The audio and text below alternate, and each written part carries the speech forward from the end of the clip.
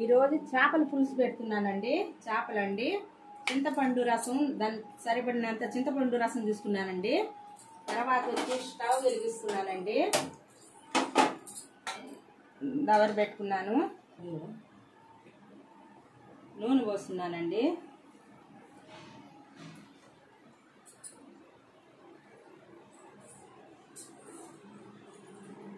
ఇదండి ఎర్రగడ్డ, పచ్చిమిర్చి, కరివేపాకు వేస్తున్నానండి.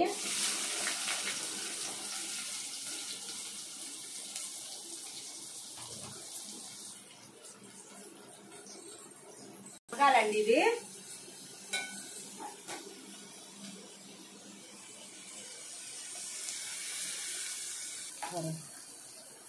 ఈ చేపలు ఎట్ట శుభ్రం చేసుకోవాలంటే అండి, ఈ చేపలు మార్కెట్ నుంచి చేసి వాళ్ళే శుభ్రం చేసిస్తారండి. తర్వాత మా ఇంట్లో ఉప్పు ఎన్నిగెర చేసి ఎన్నిగెర వేయాలండి. ఎన్నిగెర వేసి 2-3 సార్లు బాగా కడిగేసామనుకో శుభ్రంగా వస్తుంది, నీసు వాసనే రాదు. ఎన్నిగెర కానీ లేకుండా ఉంటే నిమ్మకాయ వేసి బాగా శుభ్రంగా కడిగేస్తే బాగుంటుందండి.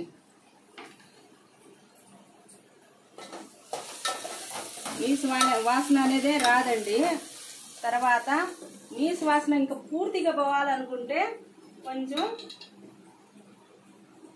అల్లం తెల్లగడ్డ పేస్ట్ వేయాలండి. అల్లం తెల్లగడ్డ పేస్ట్ వేయాల. ఈ చేపల కూర నీసు వాసనే రాదండి అసలు.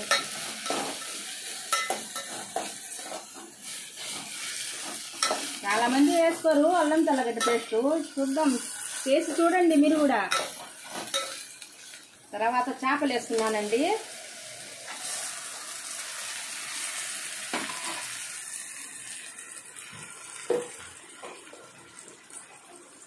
కళ్ళుప్పు వేస్తున్నానండి.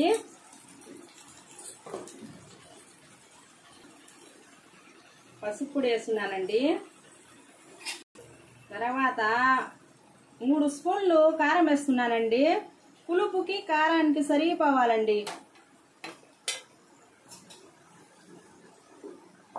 ఈ పొడి వచ్చి ఆవాలు, మెంతులు, జీలకర్ర, ధనియాలండి. ఈ పొడి దంచి పెట్టుకుంటాను నేను.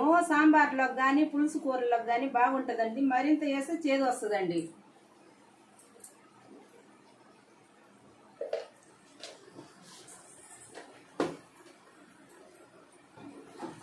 తర్వాత కొత్తిమీర వేస్తున్నానండి. తర్వాత వచ్చి పులుసు వేస్తున్నానండి. చింతపండు పులుసు వేస్తున్నానండి.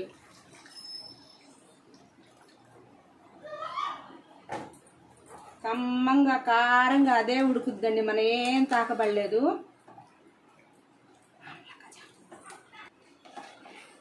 అదే ఉడుకుద్దండి. దీంట్లో ఏం తాకబడలేదు. మామిడికాయ వేస్తాను.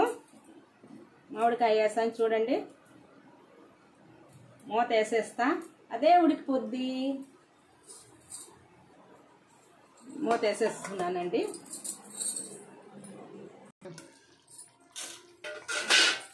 చూడండి, చేపల పులుసు రెడీ అయిపోయిందండి.